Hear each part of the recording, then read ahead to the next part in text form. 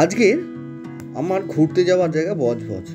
বজবজ আমার অত্যন্ত প্রিয় জায়গাগুলোর মধ্যে একটা, কারণ এখানে বিস্তৃত নদীর পাড় থাকায় আমি খুবই বজবজে ঘুরতে আসি। যাই হোক, আমার বাড়ি সোনারপুর। আমি সোনারপুর থেকে সকালবেলা 8:15 মাঝেরহাট লোকাল ধরে মাঝেরহাট স্টেশনে এসেছি।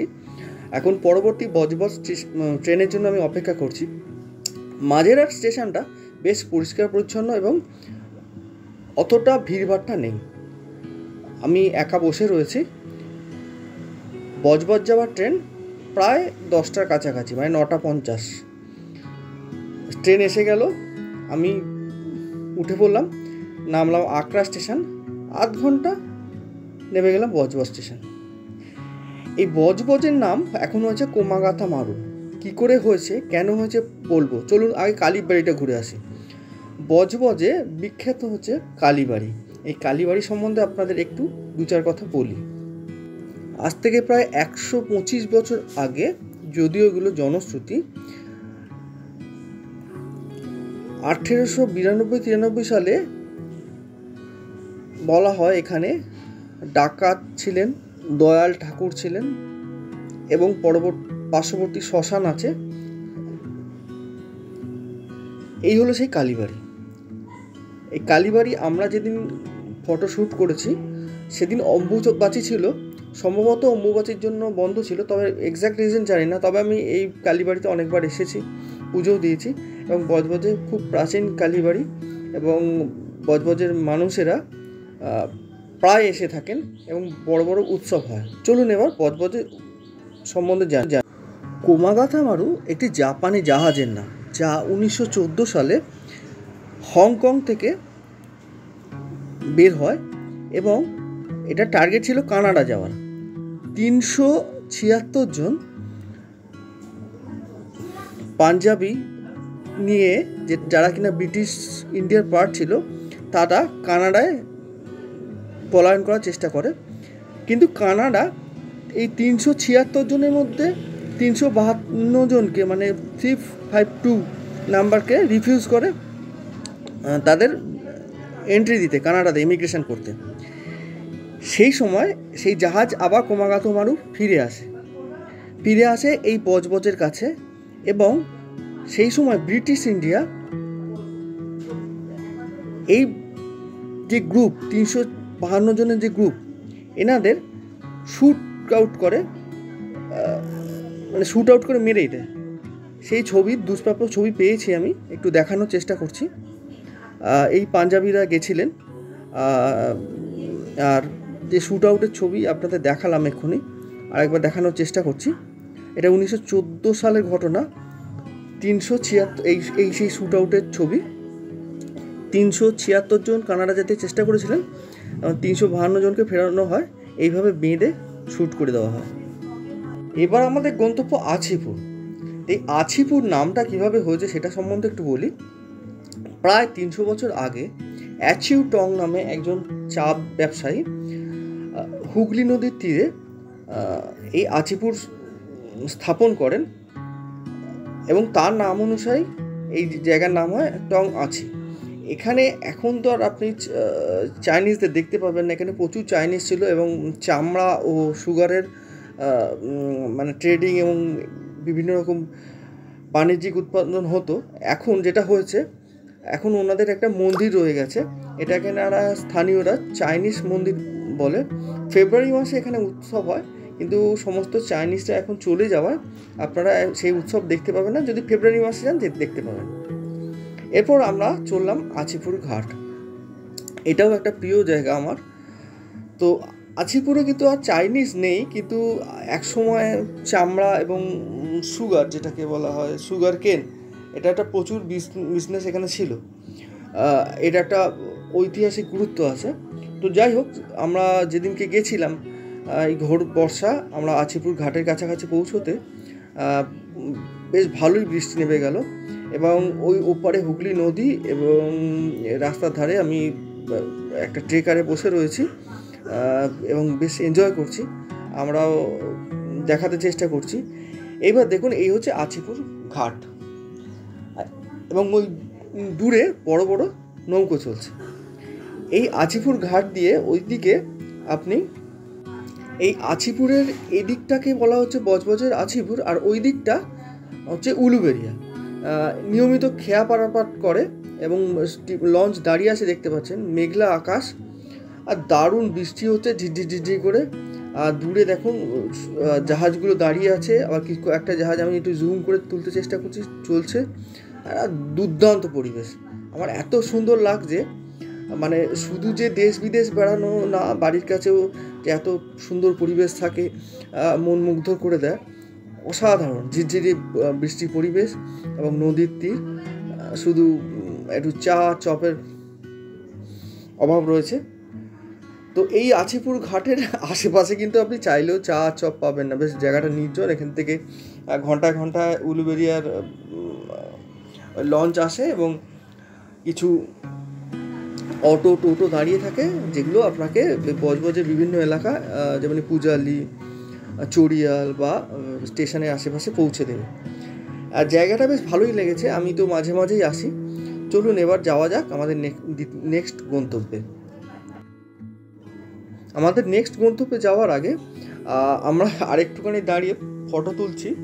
এই যে তিনটে দেখছেন টাওয়ার, প্রথমটা হচ্ছে এখানে কিন্তু এই নদীর ধারে প্রচুর ইট ভাটা রয়েছে। এখানে নদীর জল এবং মাটি এই দিয়ে প্রচুর ইট ভাটা হয়। আর পিছন দিকে যে দুটো টাওয়ার দেখলেন, ওটা কিন্তু সিইএসসি, মানে পুরো যে কলকাতাটা দাঁড়িয়ে আছে না, এর বেশিরভাগের যে ইলেকট্রিক এই যে দ্বিতীয় যে দুটো টাওয়ার দেখছেন, এই সাপ্লাইটা দেয় সিইএসসি। সিইএসসির যে মেন বিদ্যুৎ উৎপাদন সেটা বজবজেই হয়।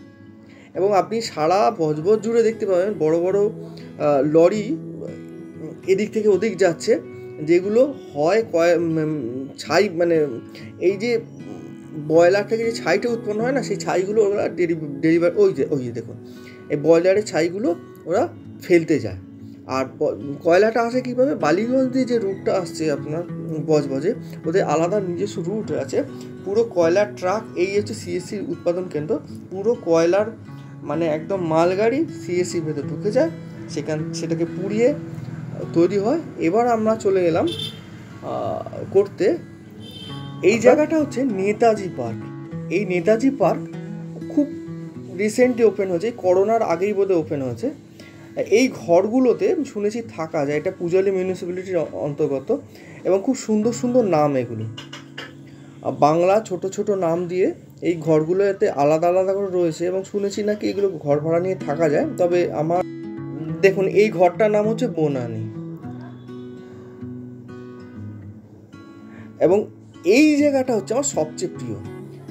এইটা হচ্ছে ওইদিকে নদী আর এইদিকে অডিটোরিয়াম করা, মানে থাকে যেমনি গ্যালারি করা থাকে না, গ্যালারি করা রয়েছে। মানে আপনি বসে গ্যালারি থেকে বসে আপনি বজবজের যে নদী, জাহাজ যাচ্ছে, তার যে সৌন্দর্য, আপনি এটা বসে বসে উপভোগ করতে পারবেন।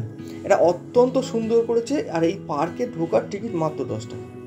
বিকেলবেলা কচি কাঁচা এবং লোকাল লোক, বাইরের লোকে ভর্তি হয়ে যায়। এবং সুন্দর সুন্দর দেখুন বসার জায়গা করেছে ছাতার মতো। এবং এই জায়গাটা আমার খুবই প্রিয় জায়গা, আমার আত্মীয়র বাড়ি হওয়া এখানে মাঝে মাঝে আসতে হয় এবং আমি ঘুরতে ফিরতেই আমি এই নেতাজি পার্কে আসি। এই যে পেছনের জায়গাগুলো করছেন, এইগুলো শীতকালে পিকনিকের জন্য ভাড়া দেওয়া হয়।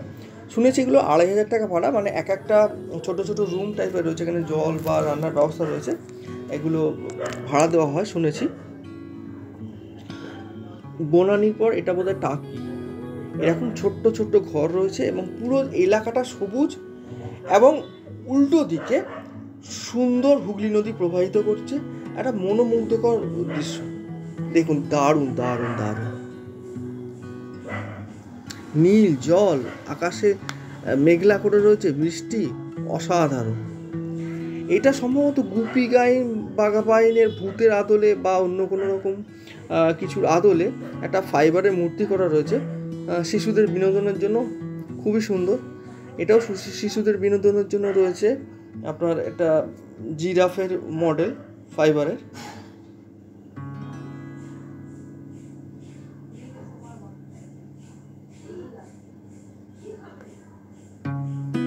এখানে শিশুদের বিনোদনের জন্য দেখো পার্ক বা এই ধরনের ছোট ছোট যে খেলা, স্লিপ, দোলনা, এগুলো ভর্তি রয়েছে। মানে শিশুদের পুরো বিকেলটাই কেটে যাবে। আর ওই যে পেছন থেকে যে নীল ঘরগুলো দেখছেন, ওইগুলোতে পিকনিকের জন্য অ্যারেঞ্জমেন্ট করা যায়। চলুন এর আরও সৌন্দর্য দেখিয়ে আনি, আমি আরও যেতে থাকছি। এই যে হলুদ বিল্ডিংটা দেখছেন, এটা এখানে বিভিন্ন রকম অনুষ্ঠান, ধরুন বিয়ে বা ফাংশান, এই ধরনের আপনি এটা মিউনিসিপ্যালিটি থেকে ভাড়া নিতে পারেন এবং এখানে অনুষ্ঠানটা করতে পারেন। পরিবেশ খুবই সুন্দর। এবার বলি বাওয়ালি রাজবাড়ির কথা। বজবজ সম্বন্ধে বলে বাওয়ালি রাজবাড়ি না বললেই নয়। মুঘল সম্রাট আকবরের শাসনকালে উত্তরপ্রদেশে সৈনিক শোভা রামরাই বাংলার কৃষক এবং দস্যুদের সম্মিলিত বিদ্রোহ দমন করেন। প্রতিদানে তিনি পান প্রায় বাংলার 3 লক্ষ একর জমি। লোকমুখে কথিত আছে বংশানুক্রমে তারা এই সম্পত্তির প্রভূত সদ্ব্যবহার করেন এবং সুন্দরবন হতে অনতি দূরে দক্ষিণ 24 পরগনায় নিজেদের স্থায়ী বসবাস শুরু করেন। ততদিনে এই বংশ মণ্ডল জমিদার বংশ বা মণ্ডল রাজ পরিবার হিসেবে পরিচিত। ব্যবসায়িক বুদ্ধিমত্তায় এবং তৎকালীন ইস্ট ইন্ডিয়া কোম্পানির সঙ্গে সখ্যতা বজায় রেখে তাঁরা ক্রমে পরাক্রমশালী হয়ে ওঠেন।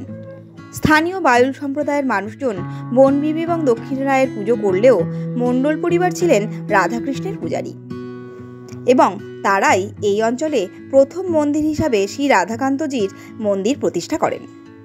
কালক্রমে আরও বহু মন্দির প্রতিষ্ঠার মাধ্যমে তারা এই অঞ্চলের ইতিহাস এবং সংস্কৃতিকে সমৃদ্ধ করে তোলেন। মণ্ডল পরিবারের স্থাপত্যকর্মে শ্রেষ্ঠতম নিদর্শন বাওয়ালি রাজবাড়ির বয়স আজ প্রায় 250 বছর। স্বাধীনতার পরে নানা কারণে রাজবাড়ি অনাদরে এবং পরিচর্যার অভাবে ভগ্নপ্রায় হতে থাকে। সেই সময়ে বেশ কিছু বাংলা ফিল্ম এবং সিরিয়ালের শুটিং হলেও রাজবাড়িটি হারানো রূপ খুঁজে পেয়েছে কিছুদিন আগেই। হেরিটেজ গেস্ট হাউস এবং হোটেল রূপে মূল রাজবাড়িটিকে সংস্কার করা হয়েছে এবং বর্তমানে তা হয়ে উঠেছে পর্যটকদের কাছে অত্যন্ত আকর্ষণীয় স্থান। উপরি পাওনা এখানে থাকা খাওয়ার, অর্থাৎ রাজার হালে হারানো বাংলার জমিদারি আভিজাত্যকে নিজের চোখে দেখার সুযোগ।